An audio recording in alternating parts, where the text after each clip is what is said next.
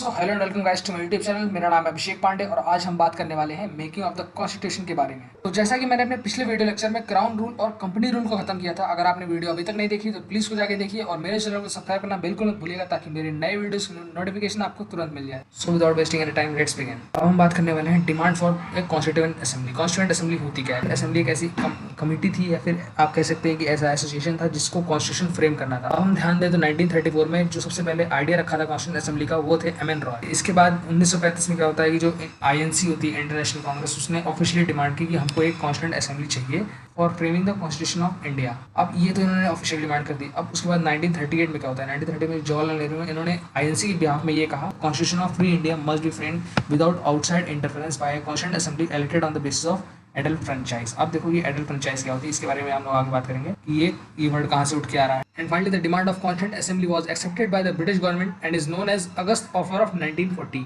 अब देखो एक और कंटेक्स्ट होता है। 1942 में सर स्टैफोर्ड क्रिप्स आते हैं एक अपना कैबिनेट मिशन प्लान लेके। इनका जो ड्राफ्ट प्रपोजल था उसमें ब्रिटिश गवर्नमेंट ने कहा कि आप फ्रेम तो कर सकते हैं, मतलब आप अपना एक कॉन्स्टिट्यूशन फ्रेम कर सकते हैं, लेकिन वो आप करेंगे कब? वर्ल्ड वॉर सेकेंड के बाद।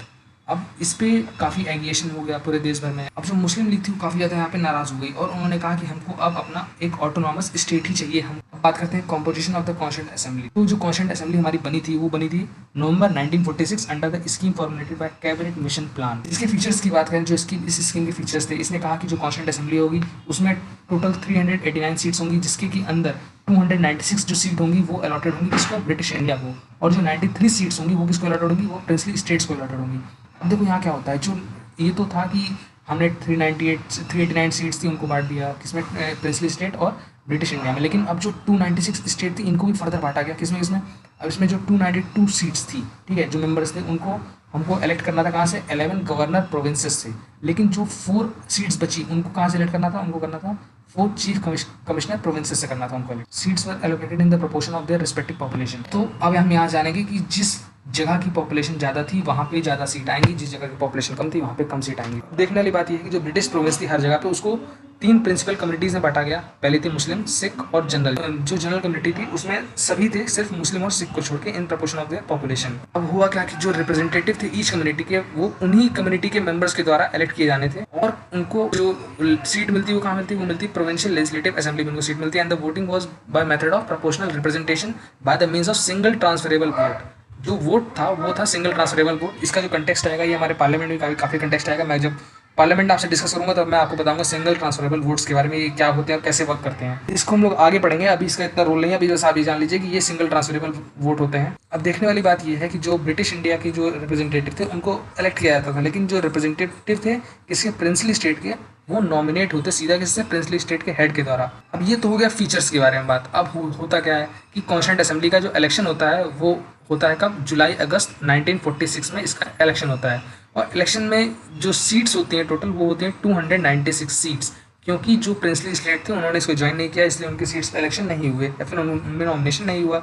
अब जो आईएनसी थी उसने कितनी सीटें जीती? उसने यहाँ पे जीते 208 सीटें जीती, वही मेजोरिटी के साथ। और जो मुस्लिम लीग थी वो पहले अपना क्लेम कर रही थी कि हमको अपना पाकिस्तान चाहिए, अलग ऑटोनॉमस स्टेट चाहिए, तो उसने 73 सीट जीती। एंड और जो स्मॉल ग्रुप थे उन्होंने एक या दो सीटें जीती और टोटल उनकी जो सीटें थी वो थी 15। अब देखने वाली बात यह है कि 93 सीट एलोकेटेड थी किसको? प्रिंसली स्टेट्स को, वो फिल नहीं हुई as they decided to stay away from the constituent assembly. अब जो कॉन्स्टिट्यूएंट असेंबली थी वो डायरेक्टली इलेक्टेड नहीं थी किसके द्वारा? पीपल्स ऑफ इंडिया के द्वारा on the basis of adult franchise. अब साथ ही साथ इसने ये कह दिया कि जो हमारे रिप्रेजेंटेटिव है वो सारे सेक्शन से हैं, हिंदू मुस्लिम सिख बाकी जितने भी वुमेन है SC ST हैं, इन सारे ही सेक्शन से हमारे रिप्रेजेंटेटिव चुन के आए गए हैं। अब हम बात करते हैं वर्किंग ऑफ कॉन्स्टिट्यूएंट असेंबली के बारे में कि ये कॉन्स्टिट्यूएंट असेंबली वर्क कैसे करती थी।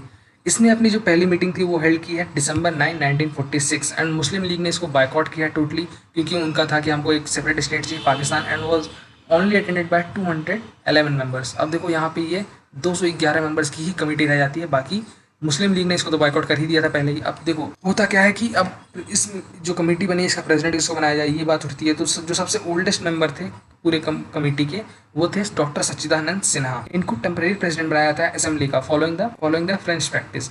अब यहाँ पे ये ध्यान देने वाली बात है कि ये प्रैक्टिस कहाँ से आई है, ये फ्रेंच प्रैक्टिस से आई है। Later doctor Rajendra Prasad was elected as a president of the assembly. Similarly S C. Mukherjee and V T. Krishnamachari was elected as vice president of the assembly. अब यहाँ देखने वाली बात ये है कि प्रेसिडेंट एक था लेकिन वाइस प्रेसिडेंट यहाँ पे 2 थे। On December 13, 1946 Jawaharlal Nehru moved A historic objectives resolution in the assembly. It laid down the fundamental and philosophy of the constitutional structure.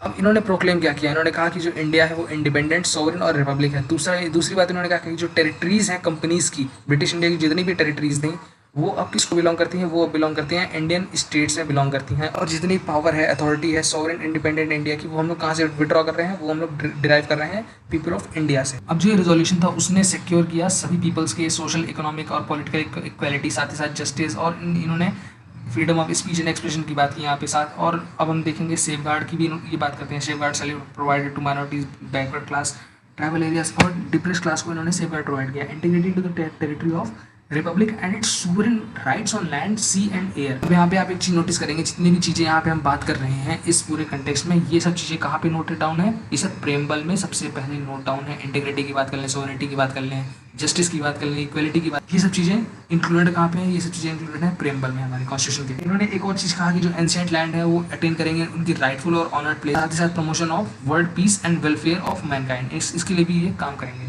अब हम बात करेंगे चेंजेस ऑफ इंडिपेंडेंस एक्ट। देखो इंडिपेंडेंस मिलती है, ऐसा होता नहीं कि हमारा कॉन्स्टिट्यूशन रेडी था कि हम उसको डायरेक्ट इंप्लीमेंट कर दें, तो उसके लिए हमको क्या करना पड़ा, उसके लिए हमने जो इंडिपेंडेंस एक्ट था उसमें कुछ माइन्यूट चेंजेस किए ताकि हम उसको यूज़ कर सकें।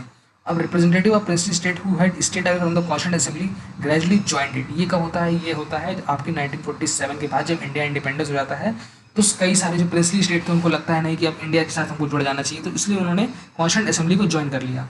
On April 28, 1947, representative of 6 states were the part of assembly and most of them joined on the partition। अब देखने वाली बात यह है, इंडियन इंडिपेंडेंस एक्ट जो था 1947 का, उसमें 3 मेजर चेंज किए गए। अब ये 3 मेजर चेंजेस क्या थे इनके बारे में बात करते हैं। जो पहला चेंज था, the assembly was made fully sovereign body. ठीक है, अब इस मतलब सोवरेन मतलब इसके ऊपर कोई नहीं है, ये सबसे ऊपर की बॉडी है, सबसे हाई लेवल की बॉडी है और इसको कोई भी गवर्न नहीं करता है। दूसरा इन्होंने क्या कहा, इन्होंने कहा the assembly became a legislative body and a function assigned for making of the constitution for free India and enacting the ordinary laws. अब देखो यहाँ 2 चीज़ हो रही है। पहली बात तो ये लेजिस्लेटिव बॉडी की तरह काम करेगी, दूसरी बात ये कि ये कॉन्स्टिट्यूशन बनाएगी और साथ साथ ऑर्डिनरी लॉज को भी कंट्री में इम्प्लीमेंट करेगी। अब देखने वाली बात ये है कि यहाँ ये जो कमेटी थी, जो कॉन्स्टिट्यूंट असेंबली थी, इसने 2 फंक्शन करना चालू कर दिया और ये जो फंक्शंस थे वो सेपरेट डेज में किए जाते थे। ठीक है, अब होता क्या था, जब असेंबली आती थी कॉन्स्टिट्यूंट बॉडी के लिए तो वो कौन चेयर करता था, वो चेयर करते थे राजेंद्र प्रसाद, और जब वो लेजिस्लेटिव बॉडी की तरह एक्ट करती थी तो it was chair by G Mavalankar. These 2 function coordinate till November 26, 1949 when the task of making the constitution was over. Muslim league member जो थे उन्होंने डायरेक्टली विड्रॉ कर दिया from the constituent assembly from India. तो इसमें जो 3 मेजर चेंजेस थे, पहला था सोवरेन बना दिया, दूसरा था लेजिस्लेटिव बॉडी हो गई और तीसरा जो मेजर चेंज था कि मुस्लिम लीग ने इसको विड्रॉ कर लिया। हम लोग और फंक्शंस की बात करेंगे जो और फंक्शन परफॉर्म किए जाते थे किसके, कॉन्स्टिट्यूंट असेंबली के द्वारा। पहली बात तो इसने रेटिफाई किया इंडियन मेंबरशिप ऑफ कॉमनवेल्थ इन मई 1949 को इन्होंने मेंबरशिप की ली किसकी, कॉमनवेल्थ की। It adopted the national flag on 22 जुलाई 1947। याद करने वाली तारीख है, बहुत इंपॉर्टेंट डेट है, इसको याद करके रखिएगा। ठीक है, कि अक्सर पूछ लेता है कि नेशनल फ्लैग कब अडॉप्ट हुआ। अब दूसरा था नेशनल एंथम कब अडॉप्ट हुआ। नेशनल एंथम अडॉप्ट हुआ हमारा जनवरी 24, 1950 और उसी दिन क्या होता है, उसी दिन 2 और काम होते हैं। उसी दिन हमारा नेशनल सॉन्ग अडॉप्ट किया जाता है और साथ ही साथ जो डॉक्टर राजेंद्र प्रसाद थे वो हमारे कंट्री के पहले प्रेसिडेंट बनाए जाते हैं। कब, 24 जनवरी 1950 को। अब जो कॉन्स्टिट्यूंट असेंबली थी उसने टोटल कितने सेशंस लिए, उन्होंने टोटल 11 सेशंस लिए और उनको जो टाइम लगा वो लगा 2 साल 11 महीने और 18 दिन to frame the constitution of India. अब हम देखेंगे कि जो कॉन्स्टिट्यूशन मेकर थे वो अराउंड 60 कंट्रीज के कॉन्स्टिट्यूशन से होके गुजरे थे, तब जाके उन्होंने इंडिया के कॉन्स्टिट्यूशन को फ्रेम किया था। और जो टोटल कॉन्स्टिट्यूशन को ड्राफ्ट करने का टाइम लगा वो था कितना, 114 डेज। जो टोटल एक्सपेंडिचर आया भारत सरकार पे कॉन्स्टिट्यूशन को फ्रेम करने के लिए वो अबाउट कितना था, 64 लाख। अब यहाँ देखेंगे the final session of the constitution assembly was held on 24 जनवरी 1950 और 26 जनवरी 1950 को हमने रिपब्लिक डे सेलिब्रेट किया। उस दिन जो हमारा कॉन्स्टिट्यूशन था वो फुली इनैक्ट हो गया था। It however did not happen and continued as a provisional parliament of the country from January 26, 1950 and till the formation of new parliament after the first general election in 1951-52। अब देखो जो constituent assembly थी इसको dissolve नहीं किया गया। इस जब हमारा कॉन्स्टिट्यूशन इनैक्ट हो गया उसके बाद भी इसको चलने दिया गया एज अ प्रोविजनल पार्लियामेंट। कब तक, जब तक हमारा नया इलेक्शन ना हो जाए या फिर नया जनरल इलेक्शन ना हो जाए। कब का, 1951-52 का जब तक इलेक्शन नहीं हो जाता तब तक इसको प्रोविजनल पार्लियामेंट के तौर पे हमने यूज़ किया। अब हम बात करेंगे जो कमिटीज़ थी कॉन्स्टिट्यूंट असेंबली की। वो मेजर भी हो सकती है, माइनर कमेटी भी हो सकती है। मेजर कमेटी में कौन कौन आती है, इनमें जो पहली कमेटी आती है यूनियन पावर कमेटी होती है, वो किसके अंडर में थी, वो जवाहरलाल नेहरू के अंडर में थी। यूनियन कॉन्स्टिट्यूशन कमेटी थी, वो भी जवाहरलाल नेहरू के अंडर में थी। जो प्रोविंशियल कॉन्स्टिट्यूशन कमेटी थी वो सरदार पटेल थे। ड्राफ्टिंग कमेटी जो कि बहुत ही इंपॉर्टेंट कमेटी थी वो किसके अंडर में थी, doctor Bhimrao Ambedkar. Advisory committee on the fundamental right ये किसके अंडर में थी, ये थी सरदार पटेल। एंड इसकी ये जो कमेटी थी इसके अंदर 5 सब कमेटी और थी जो कि चेयर करते थे कौन, सरदार पटेल इसको पूरा चेयर करते थे। रूल्स एंड प्रोसीजर जो कमेटी थी वो डॉक्टर राजेंद्र प्रसाद के अंडर में थी। स्टीयरिंग कमेटी जैसे कि आप जानते हैं ये बहुत ही इंपॉर्टेंट कमेटी थी, ये भी इसको डॉक्टर राजेंद्र प्रसाद चेयर करते थे। अब लास्ट में आती है स्टेट्स कमेटी, इसको चेयर करते थे जवाहरलाल नेहरू। स्टेट्स कमेटी का काम था कि जो डिस्प्यूट हो इस स्टेट्स के बीच में या फिर जो उनकी प्रॉब्लम्स हो, इंटर स्टेट्स प्रॉब्लम, उसको सॉल्व करने का काम किसका था, स्टेट्स कमेटी का था। जैसे कि मेजर कमेटीज थी वह उसी तरीके से कुछ माइनर कमेटीज भी थी जो कि कॉन्स्टिट्यूंट असेंबली में वर्क करती थी। अब इसमें जैसे फाइनेंस एंड स्टाफ कमेटीज थी, क्रेडेंशियल कमेटी थी, हाउस कमेटी थी। इसी तरीके से जो प्रेस गैलरी कमेटी थी उसको उषा नाथ सेन होल्ड करती थी। अब देखने वाली बात यह है कि कुछ कमेटीज ऐसी भी थी जिनके चेयरपर्सन कॉन्स्टिट्यूंट असेंबली के मेंबर नहीं थे, लेकिन तब भी वो उसके चेयरमैन थे। जैसे कि लिंग्विस्टिक प्रोविजन कमेटी थी, उसके जो चेयरमैन थे वो एस.के. धर थे, लेकिन वो असेंबली के मेंबर नहीं थे। अब बात करेंगे एडहॉक कमेटी ऑन सिटीजनशिप, इसके भी जो चेयरमैन थे वो भी कॉन्स्टिट्यूंट असेंबली के मेंबर नहीं थे। अब हम बात करेंगे ड्राफ्टिंग कमेटी के बारे में। तो जो ड्राफ्टिंग कमेटी वो बहुत ही इंपॉर्टेंट कमेटी थी, मोस्ट इंपॉर्टेंट कमेटी थी, और इसका सेटअप कब हुआ था 29 अगस्त 1947 को। Interested with the task of preparing a draft of new constitution consisted of 7 member. इसमें 7 मेंबर थे, जिसके चेयरमैन कौन थे, चेयरमैन थे भीमराव अंबेडकर। इस कमेटी ने अपना पहला ड्राफ्ट प्रिपेयर किया कॉन्स्टिट्यूशन ऑफ इंडिया का, और वो पब्लिश कब होता है, ये पब्लिश होता है फरवरी 1948 को। The people of India were given 8 month to discuss the draft and propose the amendment. इनको 8 महीने दिए गए लोगों को कि आप ड्राफ्ट पढ़ लीजिए और साथ ही साथ इसमें जो भी अमेंडमेंट है इसको आप प्रपोज कीजिए। ड्राफ्टिंग कमेटी थी उसने प्रिपेयर किया सेकंड ड्राफ्ट, और ये पब्लिश कब हुआ, अक्टूबर 1948 में। The drafting committee took less than 6 month to prepare this draft. तो इन्होंने 6 महीने के अंदर ही दूसरा ड्राफ्ट निकाला for the constitution of India. इसके बाद हम बात करेंगे इनैक्टमेंट ऑफ द कॉन्स्टिट्यूशन। जब भीमराव अंबेडकर ने इंट्रोड्यूस किया final draft of the constitution in the assembly on November 4 1948। अब इसकी पहली रीडिंग होती है इस दिन, कब, नवंबर 4 1948 को। द असेंबली वो had general discussion on it for 5 days. अब इन्होंने 5 दिन तक इसका जनरल डिस्कशन किया टिल नवंबर 9 1948। और दूसरी रीडिंग चालू होती है 15 नवंबर 1948 को। दूसरी रीडिंग चालू होती है क्लॉज बाय क्लॉज कंसीडर्ड, और ये खत्म कब होती है, ये खत्म होती है 17 अक्टूबर 1949। और इसमें जो अमेंडमेंट प्रपोज किए गए थे वो कितने थे, 7653 अमेंडमेंट इसमें प्रपोज किए गए थे। The third reading of the draft started on 14 नवंबर 1949। अब भीमराव अंबेडकर ने एक मोशन मूव किया जिसका नाम था constitution as settled by the assembly be pass. इन्होंने मोशन मूव किया कब, नवंबर 14 1949। अब होता क्या है, the motion on the draft constitution was declared passed on 26 नवंबर 1949। मतलब नवंबर 1949 को हमारा जो कॉन्स्टिट्यूशन था वो ड्राफ्ट होके वो फाइनल हो गया था, वो पास हो चुका था। And the constitution as adopted on November 26 1949 contained a preamble, 395 articles and 8 schedules. Doctor Bhimrao Ambedkar the then law minister is recognised as the father of the constitution of India. Enforcement of the constitution की अगर हम लोग बात करें तो कुछ जो provision थे वो कॉन्स्टिट्यूशन के वो 26 नवंबर को ही इन्फोर्स में आ गए थे, जो कि बहुत ही इंपॉर्टेंट प्रोविजंस थे। जैसे आर्टिकल 5, 6 हो गए, या फिर हम बात करें 324, 336 हो गए, 367 हो गए, ये सब जो आर्टिकल थे और ये फोर्स में आते हैं नवंबर 26 1949 को on the enactment of the constitution. लेकिन जो रिमेनिंग प्रोविजन था, जो मेजर पार्ट था हमारे कॉन्स्टिट्यूशन का, उसको हमने इनैक्ट नहीं किया था। और उसको हमने कब इनैक्ट किया, उसको हमने इनैक्ट किया है 26 जनवरी 1950। अब देखने वाली बात यह है कि हमने 2 महीने क्यों वेट किया। हम 26 नवंबर को भी इनैक्ट कर सकते थे अपना कॉन्स्टिट्यूशन 26 नवंबर 1949 को, लेकिन हमने दो महीने डायरेक्टली वेट करके 26 जनवरी 1950 को अपना जो कॉन्स्टिट्यूशन था उसको इनैक्ट किया। तो इसके पीछे कुछ कारण है, क्योंकि जो 26 जनवरी की जो डेट है वो काफी हिस्टोरिकल थी। 26 जनवरी 1930 को हमने पूर्ण स्वराज डे को हमने सेलिब्रेट किया था। दूसरी इंपॉर्टेंस थी कि हमने इस दिन लाहौर रिजोल्यूशन सेशन हमारा हुआ था दिसंबर 1929 को आईएनसी का लाहौर सेशन हुआ था। इसलिए हमने 26 जनवरी की डेट को हमने प्रपोज किया 2 महीने बाद for the enactment of our constitution. अब देखो एक और कमेटी थी, इसमें हम लोग बोलते हैं इसको expert committee of the Congress. अब ये एक्सपर्ट कमेटी का काम क्या था और ये वर्क कैसे करती थी जानेंगे। While the election of Constituent Assembly was still in progress on July 8, 1946, the Congress appointed an expert committee for preparing the material of the Constituent Assembly. अब इनका काम क्या था कि ये जो मटेरियल था कॉन्स्टिट्यूशन के लिए उसको प्रिपेयर करते, साथ ही साथ ये लोग रिलेवेंट सोर्सेज ढूंढते कहाँ से ये लोग कॉन्स्टिट्यूशन बनाएंगे, ये इनका काम था। और इसके जो चेयरपर्सन थे वो थे हमारे Jawaharlal Nehru. The committee has 2 sitting, the first at Delhi from July 20 to 22 in 1946 and the second Bombay on August 15 to 17 in 1946. The committee also discussed the procedure to be adopted by the Constituent Assembly, draft of the resolution on the objective of constitution to be move during the first session of the constituent assembly. देखो जो ग्रैनुअल Austin थे ये एक British constitutional expert थे। इन्होंने कहा है कि it was the Congress experts committee that set India on the road to present constitution. काफी बड़ा स्टेटमेंट है, इसको याद रखना चाहिए कि किसने बोला था, ग्रैनुअल ऑस्टिन थे और ये थे हमारे ब्रिटिश कॉन्स्टिट्यूशनल एक्सपर्ट थे। इस चीज को आप याद रखेंगे तो आपकी एग्जाम पॉइंट ऑफ व्यू से काफी ज्यादा इंपॉर्टेंट है, काफी ज्यादा आपको हेल्पफुल पड़ेगा जब आप मेंस में आंसर राइटिंग करेंगे। अब देखिए होता क्या है, कोई भी चीज नई आती है तो उसके क्रिटिसिज्म भी होते हैं, बहुत ज्यादा होते हैं। अगर कोई इसके फेवर में होता है तो कोई लोग उसके अगेंस्ट भी होते हैं। तो यही हुआ हमारे कॉन्स्टिट्यूंट असेंबली के साथ, काफी लोगों ने इसको क्रिटिसाइज किया। अब जो ये लोग क्रिटिसाइज करते थे, अब ये लोग कहते क्या थे, the first point was not a representative body not directly elected by the people of India on the basis of universal adult franchise. अब लोगों का ये कहना था कि ये एक रिप्रेजेंटेटिव बॉडी नहीं है क्योंकि इसमें जो मेंबर्स आए हैं वो इलेक्ट होकर नहीं आए हैं। दूसरा क्रिटिसिज्म था वो था कि not a sovereign body as it was created by the proposal of British government and the assembly held its session with the permission of British government, so how can it be a sovereign body. तीसरी बात इन्होंने ये कही कि बहुत ज़्यादा time ये लोग कंज्यूम कर रहे हैं। इनफैक्ट दुनिया का सबसे लेंथीएस्ट कॉन्स्टिट्यूशन इन्होंने बनाया और इन्होंने 2 साल 11 महीने और 18 दिन लगा दिए कॉन्स्टिट्यूशन को फ्रेम करने के लिए।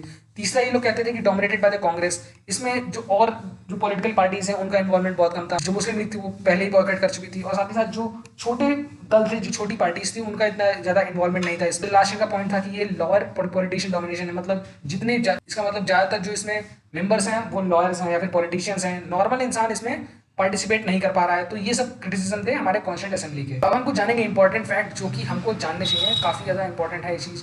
पहली चीज़ तो ये है कि जो हमारा कॉन्स्टिट्यूंट असेंबली का जो सिंबल था वो हमारा एलिफेंट का सिंबल था। ये काफ़ी ज़्यादा इंपॉर्टेंट पॉइंट है, ये आपको याद रखना चाहिए। प्रीलिम्स में इसको पूछा जा सकता है कि what was the symbol of the constituent assembly. Sir B N Rau was appointed as a constitutional adviser और legal adviser to the constitution assembly. मतलब जितने भी लीगल काम होंगे कोर्ट से रिलेटेड उन पे एडवाइस कौन देगा, सर बी एन राव देंगे उस पर एडवाइस। तीसरा था कि HVN Iyengar was secretary to the constituent assembly. अब देखो हमने बात तो की किसकी, ड्राफ्टिंग कमेटी की हमने बात कर ली कि बहुत इंपॉर्टेंट कमेटी थी ये वगैरह वगैरह, लेकिन जो चीफ ड्राफ्टमैन थे कॉन्स्टिट्यूशन के इन द कॉन्स्टिट्यूएंट असेंबली वो कौन थे, वो थे हमारे एस.एन. मुखर्जी थे। अब हम बात करेंगे जो कैलिग्राफर था इंडियन कॉन्स्टिट्यूशन का, ये थे हमारे प्रेम बिहारी नारायण। और इन्होंने जो कॉन्स्टिट्यूशन को लिखा था, जो ओरिजिनल कॉन्स्टिट्यूशन के द्वारा लिखा गया था वो किस स्टाइल में था, वो था इटैलिक स्टाइल में कॉन्स्टिट्यूशन इन्होंने लिखा हुआ था। The original version was beautiful and decorated by the artist from Shanti Niketan including the Nandlal Bose and Beohar Ram Manohar Singh. ये दो नाम आपको याद रखने चाहिए कि ये इन्होंने डेकोरेट किया था किसको, हमारे जो ओरिजिनल वर्जन था कॉन्स्टिट्यूशन का, उसका जो ब्यूटीफुल डेकोरेशन थी वो इन्होंने की थी। और ये लोग कहाँ से आए थे, ये आर्टिस्ट थे, आर्टिस्ट फ्रॉम शांति निकेतन। जो हिंदी वर्जन था हमारे कॉन्स्टिट्यूशन का, उसको जो लिखा था, जो कैलीग्राफी हुई थी वो किया था बसंत कृष्ण वैद्य ने, और साथ ही साथ इसका जो डेकोरेशन किया था वो किसने किया था, नंदलाल बोस, इन्होंने ही इसका डेकोरेशन किया था। अगर हम बात करें Hindi context of the constitution, इसके बारे में बात करें कि जो हमारा पहले कॉन्स्टिट्यूशन था वो इंग्लिश में लिखा गया था, हिंदी में क्यों नहीं लिखा गया था। तो जो originally the constitution of India did not make any provision with respect to authoritative text of constitution in Hindi language. उस समय जो हमारी लैंग्वेज, मेन लैंग्वेज जो थी वो हिंदी थी, लेकिन तब भी हमारी जो कॉन्स्टिट्यूशन था उसको इंग्लिश लैंग्वेज में लिखा गया था। Later the provision in this regard was made by 58th constitutional amendment act of 1987 में एक कॉन्स्टिट्यूशनल अमेंडमेंट आता है जिसने कहा कि नहीं, सारे प्रोविजंस को किसमें राइट करो, हिंदी में राइट करो, जिससे कि हमारे देश का जो नॉर्मल इंसान है वो उसको अंडरस्टैंड कर सके, उसको पढ़ सके। काफ़ी लोग हमारे यहाँ, अभी भी हमारे यहाँ जो लिटरेसी रेट है बहुत ज़्यादा कम है, तो इससे हम समझ सकते हैं कि हिंदी की हमको इतनी ज़्यादा जरूरत क्यों पड़ रही थी, क्योंकि इंग्लिश समझने में लोगों को अभी भी काफ़ी अच्छी खासी दिक्कतें आती हैं। अब इसने इंसर्ट क्या किया, it inserted a new article 394A in the last part of the constitution. और वो पार्ट कौन सा था, वो पार्ट था 12th पार्ट। ये जो अमेंडमेंट था इसने 3 प्रोविजंस दिए। जो पहला प्रोविजन था, the president shall cause to be published under the authority. इसमें भी जो पहला पार्ट था, translation of constitution in Hindi language. दूसरा था translation in Hindi of every amendment of the constitution made in English. अब हम बात करेंगे इस एक्ट के दूसरे पॉइंट के बारे में, the translation of constitution and its every amendment publish shall be constructed to have same meaning as the original text in Hindi. मतलब हमको ये ध्यान रखना है कि जो उसकी मीनिंग है, जो उसका कहने का मतलब है, वो हिंदी और इंग्लिश में सेम रहे, उसको अलग ना किया जाए। तीसरा पॉइंट क्या था, the translation of the constitution and it's very amendment published shall be deemed to be for the purpose its authoritative text in Hindi. So guys, thanks for listening and this is the end of the lecture. अगर आपने मेरे channel को अभी तक subscribe नहीं किया है तो प्लीज सब्सक्राइब करो ताकि आप मेरे नए वीडियोस की नोटिफिकेशन पा सको। मेरी अगली जो वीडियो आने वाली है वो है silent feature of the constitution के बारे में, तो आप मेरे चैनल को सब्सक्राइब कर सकते हैं ताकि आप मेरे इस नए वीडियो को देख सकें। तो थैंक्स फॉर लिसनिंग।